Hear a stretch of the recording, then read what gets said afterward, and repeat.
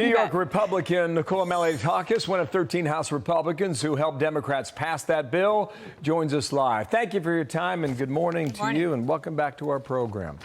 19 Republican senators voted for it as well, but for those who did not, they just think this is a bad bill. Why did it get your yes vote? Well, this bill, look, I read this bill, and it is cover-to-cover infrastructure. $350 billion is going to roads, highways, and bridges, which you would consider traditional infrastructure. And then the other $550 billion is for, ports, airports, seaports, ferry systems, coastal resiliency projects like the East Shore Seawall that's so important to my district, sewer systems, which is so incredibly important following Ida, the damage that took place in New York City, upgrading our subway signals to a communication-based train control. We're still relying on pre-World War II equipment in some subways. So for an aging city like New York City, this bill was incredibly important. And the reality is that this is the type of investment that people actually pay taxes for, those basic infrastructure needs that you expect from government but have been neglected for decades. And as you reported earlier, I also believe that we significantly took away the leverage from the socialist squad. It is why AOC and the others voted against it, because they knew that if the true infrastructure bill passed,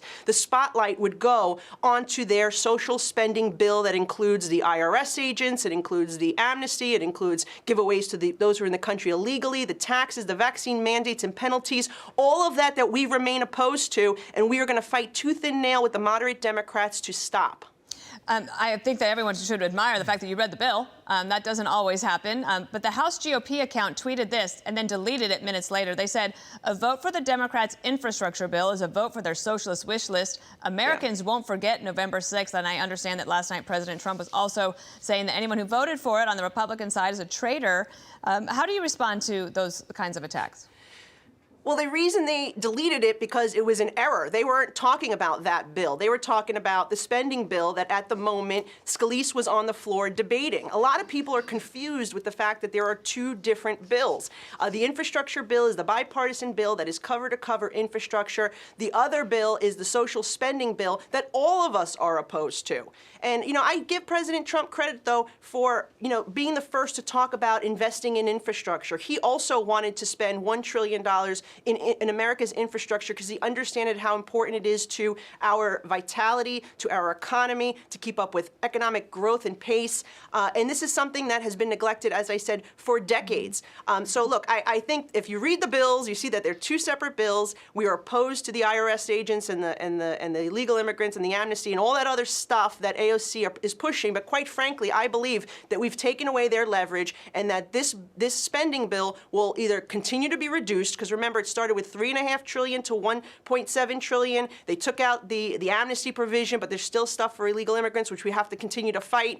And I'm going to work with my colleagues to do that. But I think just the fact that they are crying about it just tells you that they're the losers here. There are others who think that you've given Joe Biden and the Democrats momentum as a result of passing this. Coming off the heels in New Jersey and Virginia, the big vote just a week ago today, sort of distracted off the attention of what voters were saying there. Wall Street Journal writes this: Republicans rescue Biden's agenda. Will the infrastructure bill grease the wheels for the Democrats' $4 trillion spending blowout? How would you respond to that when you think, Democrats were tied up in knots and perhaps now you've greased the wheel, greased the road, literally, with this infrastructure bill for yes?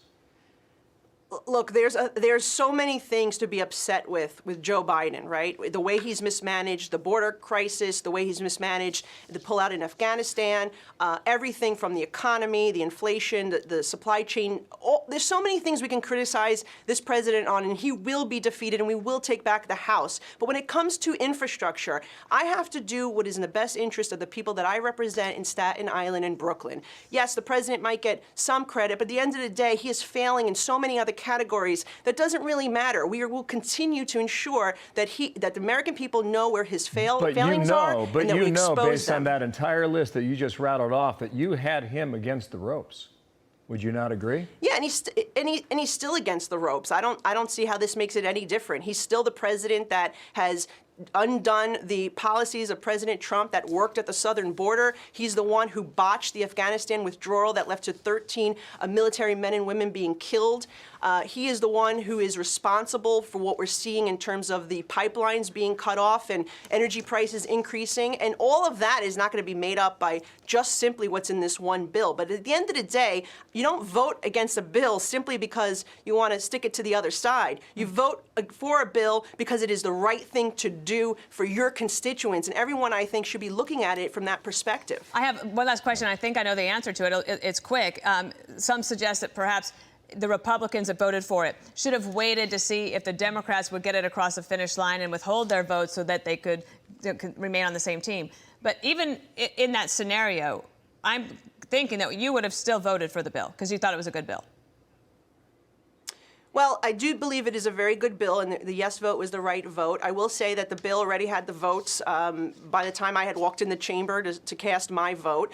But I think that that's really an irrelevant point. I think, look, had this bill not passed, what would have happened is AOC and the squad would have had more leverage because they were going to pass infrastructure no matter what. Yep. So they would have had to negotiate more and give more away to the progressives in that spending bill, and both would have passed, and it would have been worse. I think this is a better case scenario where we do get the hard infrastructure, but we also see the bill with the IRS agents and all that other stuff we don't like being dwindled, continuing to fall down in spending, and hopefully we'll continue to get some of that policy out. But remember, a budget is due December 3rd, and something has to happen here or else the government will shut down. So we'll see what happens, but we'll continue to fight against this progressive left. So we have another countdown clock.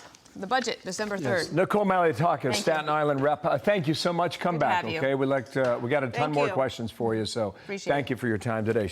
I'm Steve Ducey. I'm Brian Kilmeade. And I'm Ainsley Earhart. And click here to subscribe to the Fox News YouTube page to catch our hottest interviews and most compelling analysis.